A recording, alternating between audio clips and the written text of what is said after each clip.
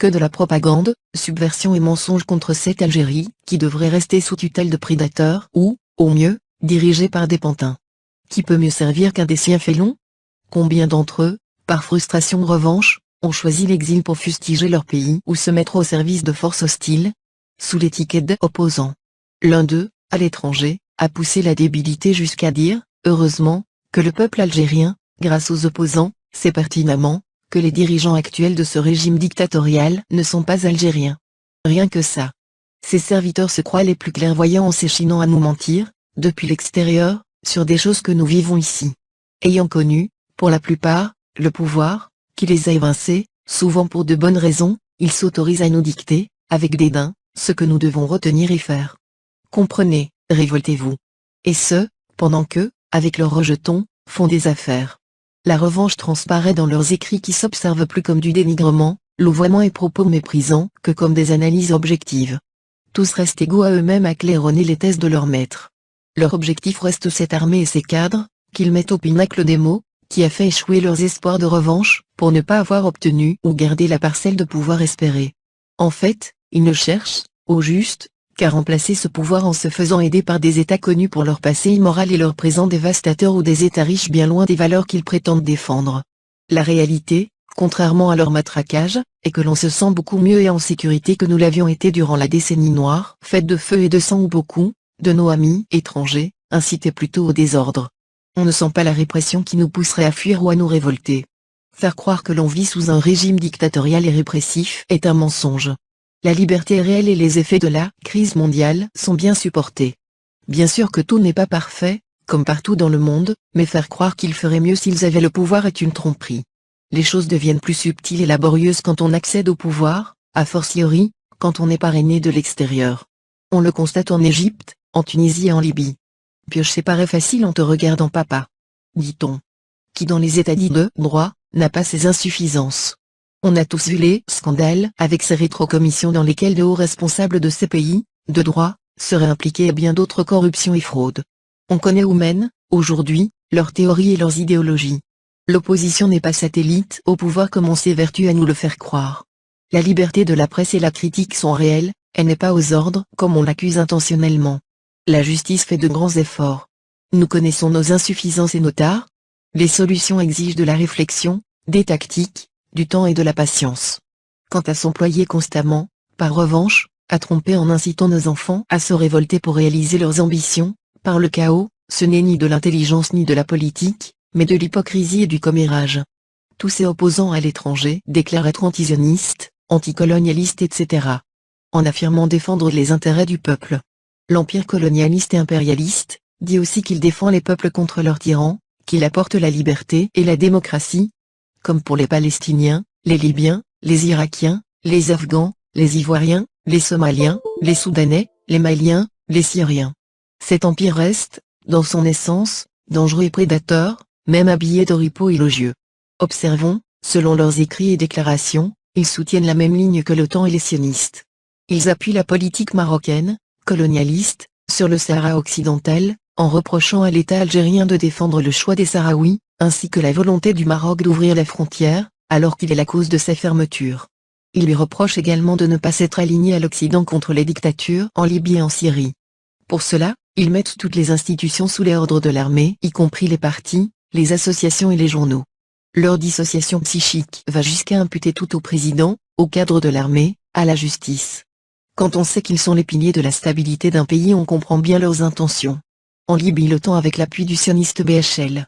La voici cette Libye, outragée et déchirée, gouvernée par une clique mafieuse aux ambitions farfelues, aux tuteurs divers, composée de libéraux monarchistes, d'islamistes proches des frères, de djihadistes proches du Qatar et d'Al-Qaïda, où circulent désormais des terroristes, des armes et où s'établissent des réseaux d'intelligence liés à l'étranger. En Syrie, ils soutiennent le complot américano-arabo-sioniste qui s'emploie à changer le régime réfractaire, qui résiste aux fachos islamo-occidentaux, en érigeant une clique semblable à celle de Libye, flanquée du nord d'hétéroclites de tueurs composés d'arabo-musulmans mercenaires. Un CNS d'Istanbul, de supplétifs, en faillite vite remplacé par une alliance de Doha, des mêmes félons. Après 7 ans d'agression, la résistance farouche des Syriens semble, au regard des développements sur le plan politique et surtout militaire, évoluer vers leur déroute. Sur le Mali, Ils tergiversent sur la position de principe de l'Algérie dans le sens qui mettrait le pays dans le piège en s'essayant de la compromettre et l'affaiblir. C'est l'opération libyenne, menée par la France, qui est à l'origine de la militarisation au Mali. Comment se fait-il que la France, qui a toujours joué sur le séparatisme touareg, par le chantage, change maintenant pour défendre l'intégrité territoriale de ce pays tout en jouant sur les ethnies, les religions locales et l'épouvantail islamique? Si la France veut, aujourd'hui enfin, casser du terroriste au Mali, alors qu'elle les soutient en Syrie avec le Qatar, c'est son affaire. L'Algérie, qui s'y emploie depuis des années, saura s'en occuper, seule, s'ils s'y aventurent chez elle. Leur propagande montre bien leur tendance et leur visée sans ambiguïté. Nous n'avons pas trouvé un seul de leurs écrits condamnant clairement le terrorisme. Leurs déclarations suscitent toujours l'équivoque sur les commanditaires, comme ceux qu'ils nomment terroristes, alors qu'ils savent qui tue qui et qui protège qui dans tous les pays où ces tueurs sont introduits.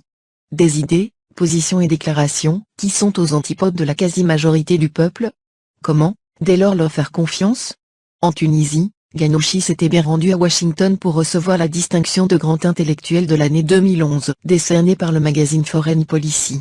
Ont assisté à la cérémonie entre autres Dick Cheney, Condoleezza Rice, Hillary et Bill Clinton, Robert Gates, John McCain, Nicolas Sarkozy, Recep Tayyip Erdogan, le franco-sioniste Bernard-Henri Lévy. Le voilà donc au pouvoir soutenu par les monarchies du Golfe. L'islam de ces monarchies est étrange.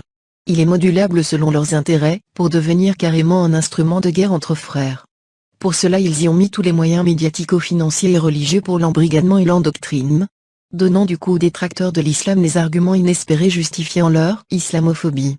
Ces détracteurs avancent, maintenant, comme preuve les faits et gestes de ceux considérés éminences religieuses. Ce sont ceux-là que nos opposants soutiennent quand ils disent avec satisfaction que les régimes illégitimes et corrompus de nos régions arabes sont en train de tomber les uns après les autres, alors qu'ils savent qui en est le maître d'œuvre en conformité avec les plans conçus, baptisés Nouveau Moyen-Orient, complétés par le projet sioniste Yinon, visant à morceler le monde arabe en petits États pour les rendre impuissants.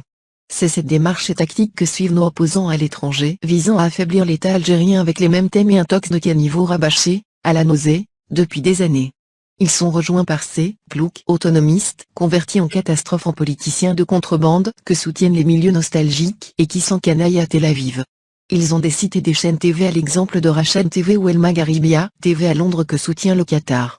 Bien que dénommée la Maghrébine TV, 95% de son programme est consacré au dénigrement de l'Algérie. Elle est financée aussi par le fils de Abbassi Madani, un homme d'affaires, selon son directeur, en cachant cependant ceci.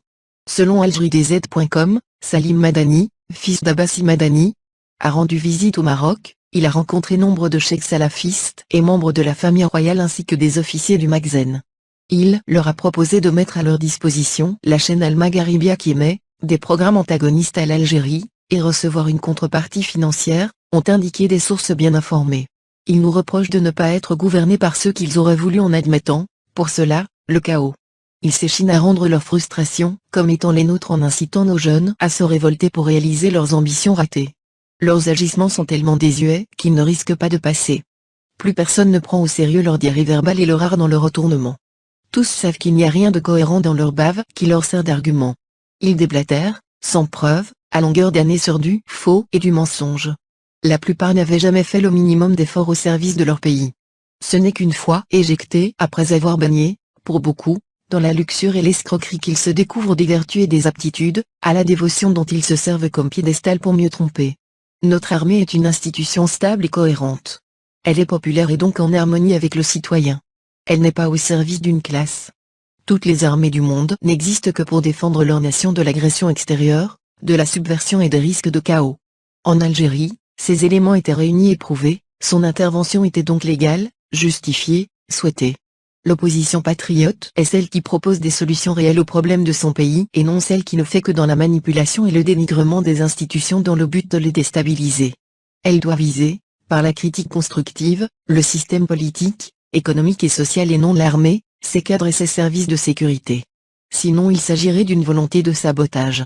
Notre démocratie est certes inachevée en raison de certains intérêts et des ingérences, mais le régime en Algérie est bien loin des qualificatifs moribonds qu'on lui accole, à dessein, en le comparant à certains régimes arabes despotiques et népotiques. Aucun des présidents et gouvernements qui se sont succédés, depuis l'indépendance, n'a été à la botte de qui que ce soit, encore moins des sionistes comme on les accuse par tromperie. La majorité des pays arabes, dont ils partagent les thèses, sont soutenus par l'Occident colonialiste et impérialiste, alors que l'Algérie est restée leur convoitise qu'il fallait déstabiliser par tous les moyens. C'est incomparable. Voici aussi un passage du texte. Yves Bonnet, ancien patron de la DST, parle d'un lobby anti-algérien au Quai d'Orsay. Nous le savons en y joignant sioniste, qui dicte à la France sa politique étrangère.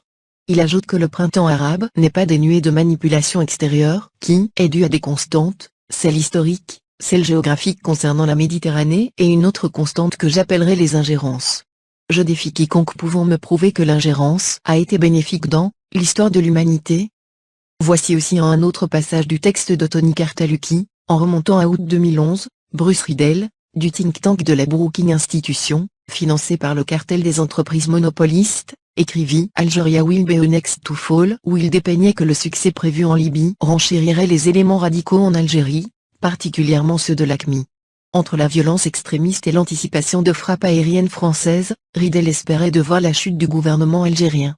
Le monde, qui a pour fondement le bien, est conçu de sorte que les injustices ou la victoire obtenue par la force ne durent jamais qu'un temps, quelle que soit la force de l'oppresseur ou la puissance de l'agresseur. La proie peut aussi causer des dommages aux félins. On l'oublie souvent. Ceci pour dire que ces milieux-là, avec qui s'acoquinent nos opposants arabes, ne sont que des bandits, des falsificateurs, des corrompus, des menteurs, des manipulateurs et des meurtriers infiltrés, par escroquerie, dans la politique pour s'enrichir en trompant le monde. Ils seront toujours lâchés une fois qu'ils ont atteint leurs objectifs. Le plus révoltant est que nos sauts s'entêtent dans les sophismes qui leur sont inculqués, même si la réalité les contredit, même si les manipulateurs confessent leurs mensonges. Malheureusement, la raison et la logique ne peuvent rien contre l'entêtement et la sottise, Sacha Guitry. Laissons-les donc aboyer et s'encanailler pendant que l'Algérie avance.